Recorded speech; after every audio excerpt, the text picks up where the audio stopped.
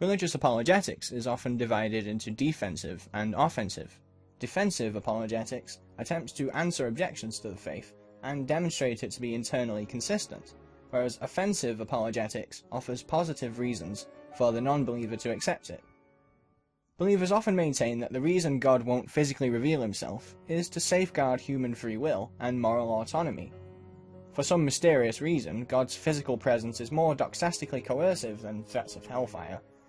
If God were to reveal himself, we would all be so overwhelmed by his power that we would instantly be cowed into submission. But this is not the case with the threat of being eternally on fire. But if this is the case, why are religious apologists attempting to logically prove the existence of God with scientific and philosophical arguments? Are apologists trying to violate our free will? But, the apologist says, why would an abstract proof, as opposed to a physical one, violate our free will? Surely empirical proof is more compelling and coercive than abstract proof. This may appear possible. However, if the proof is conclusive, it would force us to accept it on pain of irrationality. Once we are given the proof, we have to be theists. The free will answer to the problem of divine hiddenness rules out a knockdown proof of God's existence. The apologist could point to the fact that according to the Bible, Satan freely rejected God, although he knew he existed. But this works against the apologist. Satan rejected God even with physical proof, showing that physical proof does not violate free will any more than an abstract one does. Perhaps a theist would say Satan did not have physical proof, but there are other examples that could be cited, such as Adam and Eve. There are many theists who argue that theism is the only rational worldview, but if the theist uses the free will defense to the problem of divine hiddenness, offensive apologetics loses its bite. The offensive arguments, like the Kalam cosmological argument or the fine-tuning argument, have to be reformulated as defensive, as valid but not cogent enough to change the mind of a reasonable non-believer. For example, Plantinga says that one can choose to accept or reject the first premise of the ontological argument, which makes belief in God reasonable, though not rationally required. If my argument is correct, this will be the most that theists can aspire to in principle.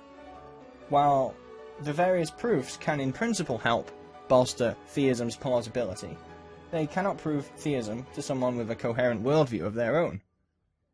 Here is the argument in a deductive form. 1. If God exists, he remains hidden. 2. God hides because he does not want us to be forced to accept his existence on pain of irrationality, in order to preserve human free will and moral autonomy. 3. Given that God is omniscient and omnipotent, there can be no argument which forces a non-believer to accept God's existence on pain of irrationality. 4. Therefore it follows that there can be no conclusive proof for the existence of God. Arguments like the Kalam cosmological argument try to show that God's existence is logically obvious. Out of nothing, nothing comes. Is superficially, at least, simple and obvious. All the apologist has to do is repeatedly ask, what caused this? Eventually, barring an infinite series, there must be an ultimate first cause. Craig complains that answers offered by atheists to this argument are awful. But if this proof is so simple and obvious, why is God hiding in the first place? If God did cause the universe to begin to exist, with the intention of creating intelligent life, then he created it in the knowledge that those creatures would discover through philosophy and science that time has a beginning, and figure out that only God could have created the universe, as the Kalam proposes. Why then does God not just reveal himself and save us all the trouble? If the answer is free will, then this undermines any apologetic that seeks to argue people into belief, since God is omniscient. If he wanted to remain hidden, he would not create a world in which a philosophical or scientific proof of his existence would be available. And, if he was really keen on human freedom, he would not allow a proof to arise which would have to be accepted on pain of irrationality. It seems the best move of the apologist is to hedge their bets and call their philosophical arguments inferences to the best explanation. This is all well and good, but the point remains. Atheists are free to reject any proof of God's existence, as long as theists explain God's hiddenness with an appeal to human free will. And thus, offensive apologetics is in essence defensive. Either the theist has outwitted God, who apparently wishes to remain hidden, or the proofs are in some way fallacious. Theistic arguments were never intended to be accepted on pain of irrationality. This argument is based on a straw man. This is not the sense one gets listening to the likes of William Lane Craig. I think that this principle, that whatever begins to exist has a cause, is so obvious that it is virtually undeniable for any sincere seeker after truth. For something to begin to exist without any cause of any sort would be to come into being from nothing. And that is surely impossible. Nobody here this morning is worried that while you're listening to this lecture, a horse may have popped into being uncaused back in your living room right now and is there defiling the carpet as we speak. We now have good evidence that the universe is not eternal in the past, but had an absolute beginning.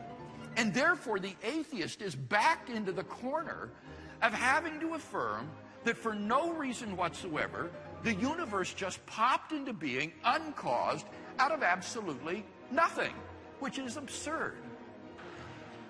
This is simply the faith of an atheist. In fact, I think it takes a greater leap of faith to believe this than to believe in the existence of God. For it is, I repeat, literally worse than magic.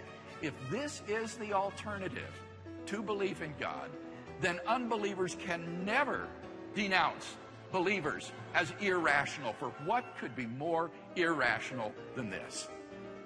Jews, Christians, Muslims, and all who believe in the biblical doctrine of creation have solid grounds indeed, philosophically and scientifically, for believing that God created the universe a finite time ago out of nothing.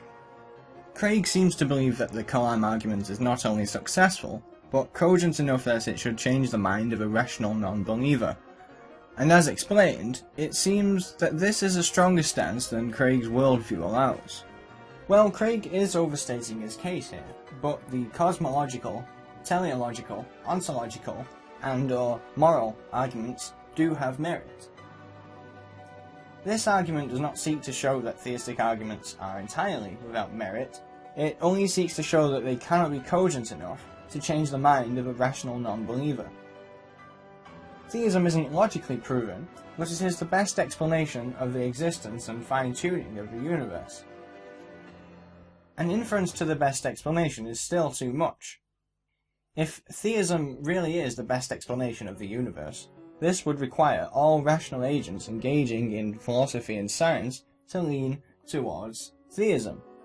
Anyone who is able to follow the chain of reasoning that is science and philosophy should find theism at least likely. This is a deflated way of saying theism is rationally required.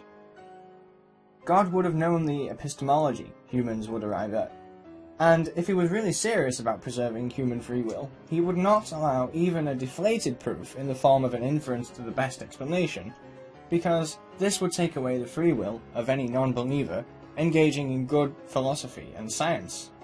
He would not allow this because God is the author of the human mind. He knows what the human mind can do.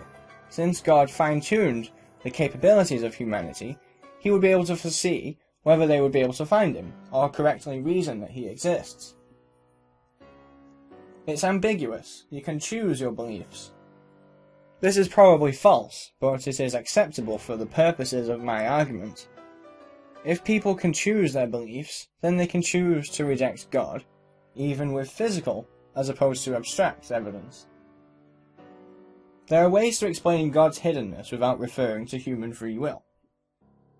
The only other workable option appears to be the unknown reason defense. But if you don't know why God hides, why try to reveal him? There isn't direct and unambiguous proof because God only wants to be revealed to those who are looking for him.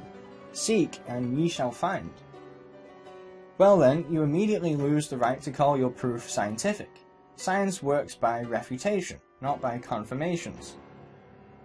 The argument's conclusion is trivial. This is probably correct, but there are many theists who hold that atheism is not rationally tenable due to issues of a first cause, or the obviousness of objective morality. Perhaps then it is an interesting puzzle for those fanatics. This is not an argument against God's existence, rather it seeks to show that God's hiddenness is in tension with the possibility of a successful argument for God's existence, which should change the mind of a rational, disinterested agent. In short, there is no evidence for God's existence, and we should not be rationally compelled to believe God provided us with abstract arguments when he could have given us physical evidence. Divine hiddenness makes atheism rationally tenable. Neither does this argument show how particular theistic arguments, like the ontological or cosmological arguments, are faulty. It does not say if there can be an infinite series, or if existence is a predicate, or anything of that sort. Although, the argument could be elaborated, as I briefly did with the Kalam, to bring out the various absurdities of a God who hides from us, but hopes we will find him through ontological and teleological proofs. Perhaps many theists consider the target, believers who assert that theistic arguments are significantly rationally compelling, to be a straw man, but perhaps this argument has something to say to the fanatics who insist that the Kalam is undeniable proof of Jesus. For any theists who made it this far, perhaps you think that this argument is trivial or unsound because it reasons from untestable premises, or because it is overly ambitious. If you feel this way, you may want to consider that this is how religious apologetics looks to non-believers.